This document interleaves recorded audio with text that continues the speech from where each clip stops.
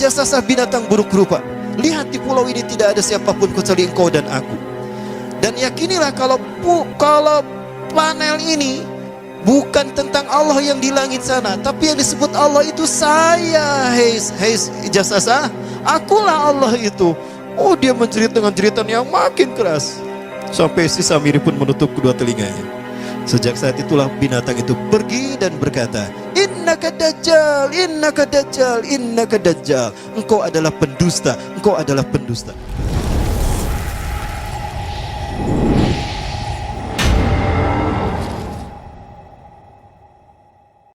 Nah, ketika di pulau itu sebelum bertemu dengan Nabi Musa, Samiri di pulau itu yang hanya tinggal dengan seekor binatang jasasa. Binatang jasasa ini memberikan beberapa hal kepada si Samiri ya. Coba saya lihat salah satu isi panelnya ya. Ada beberapa panel yang diperlihatkan oleh. Nah ini.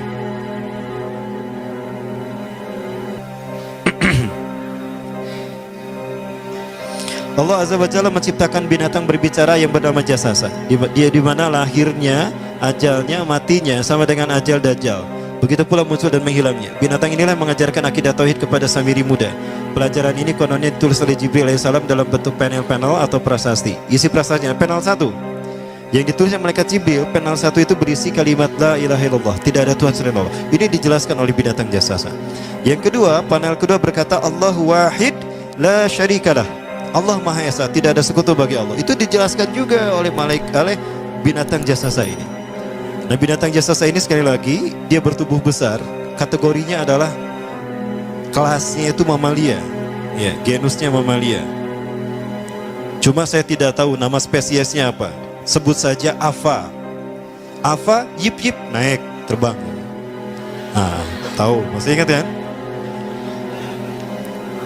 Pada tahun 2017, akhir dari bulan Agustus di Filipina ditemukan binatang seperti ini. Ciri-ciri binatang ini nyaris sempurna seperti ciri-ciri binatang jasasa yang disebutkan Rasulullah terkait dengan binatang yang memata-matai Dajjal. Tubuhnya penuh dengan bulu. Ini disebutkan dalam surat An-Naml ayat ke-82. Ya, binatang ini seperti ini dan dia tidak pernah jauh dari laut karena dia selalu ingin membasahi tubuhnya. Dan dia pun makan dari makanan ikan laut. Maka dia tidak pernah jauh dari pantai, ya. Seperti ini. Nah, binatang inilah yang mengajarkan prasasti mengajarkan akidah tauhid kepada Samiri muda. Nah, panel yang ketiga, satu ini, kedua ini, ketiga ini, yang keempat hanya engkau saja. Yang ketiga, engkau diurus oleh Jibril. Karena itu janganlah engkau mengkhianati janjimu dengan Allah. Hanya engkau saja di pulau ini. Panel yang kelima, makanlah dan nikmatilah makanan dan minuman yang menjadi rizki dari Allah sesuai kehendakmu. Tidurlah sesukamu, tapi sembahlah Allah dalam berbagai keadaanmu dengan tasbih keesaan Allah kepadanya, yaitu dengan melaksanakan solat yang diwajibkan kepadamu.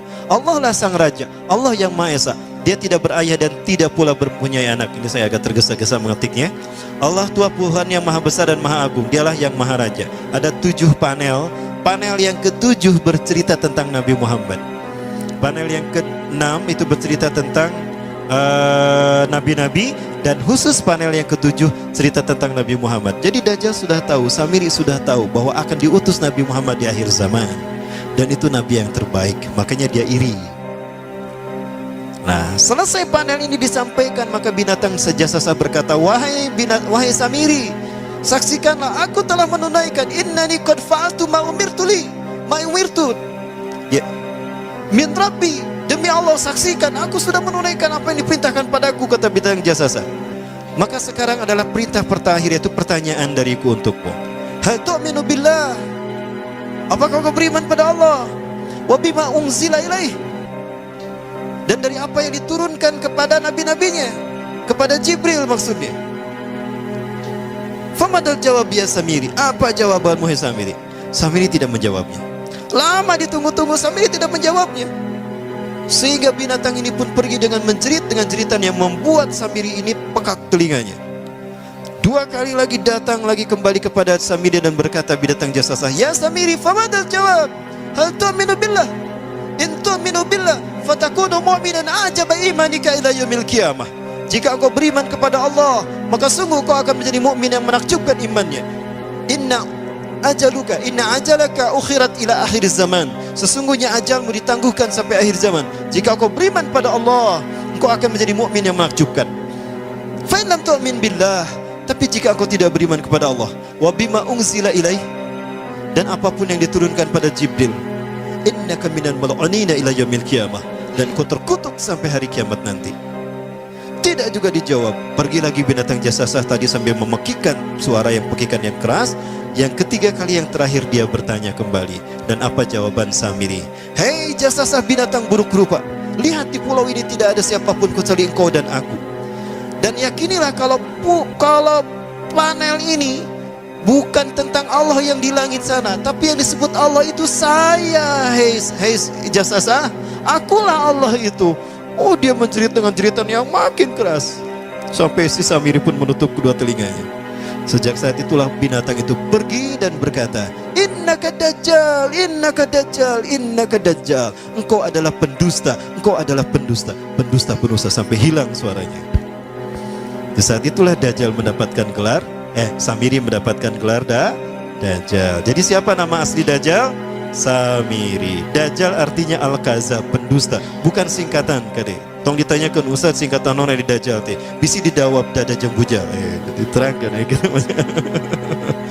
Baik, nah sejak saat itulah Samiri keluar dari pulau itu dan dia sudah menyandang gelar Dajjal, pendusta, karena dia mengaku Tuhan. Lupa saya menyampaikan, Sai Baba pun sama. Di desa Nilayam Putra Parti, India Selatan, suatu saat dia pernah ceramah mengatakan kepada para deputinya, dia mengatakan, panggillah aku dengan panggilan yang kalian sukai. Panggillah aku Krishna, panggillah aku Yesus, bahkan panggillah aku Allah. Maka pengikut Sai Baba dari berbagai agama, termasuk agama Islam, tidak sedikit orang Islam yang menjadi pengikut Sai Baba. Dan banyak pengikut Sai Baba di Indonesia yang menjadi pejabat. Tapi saya nggak nyebut siapa saja ya, yang banyak yang menjadi pejabat. Maka jangan heran kalau Indonesia model kia.